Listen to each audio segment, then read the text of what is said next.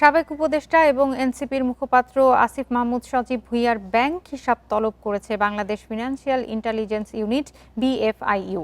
সোমবার বিকেলে সংস্থাটির পক্ষ থেকে ৫৬টি তফসিল ব্যাংক ও অন্যান্য নন ব্যাংকিং আর্থিক প্রতিষ্ঠানে এ বিষয়ে চিঠি পাঠানো হয়। গণমাধ্যমকে এ তথ্য নিশ্চিত করেছে বিএফআইইউ সূত্র। ব্যাংকগুলোতে পাঠানো চিঠিতে ৩ কর্মদিবসের মধ্যে আসিফ মাহমুদের ব্যক্তিগত অ্যাকাউন্টের সব তথ্য পাঠানোর নির্দেশনা দেয়া হয়। আওয়ামী লীগ সরকারের পতনের পর ডক্টর ইউনূসের নেতৃত্বে গঠিত অন্তর্বর্তী সরকারের যুব ও ক্রীড়া মন্ত্রণালয় এবং শ্রম ও কর্মসংস্থান মন্ত্রণালয়ের উপদেষ্টার দায়িত্ব পান আসিফ। প্রাণ লাগছে, খুব খাচ্ছি, আরাম পাচ্ছি। পরে তাকে স্থানীয় সরকার মন্ত্রণালয়ের দায়িত্ব দেয়া হয়।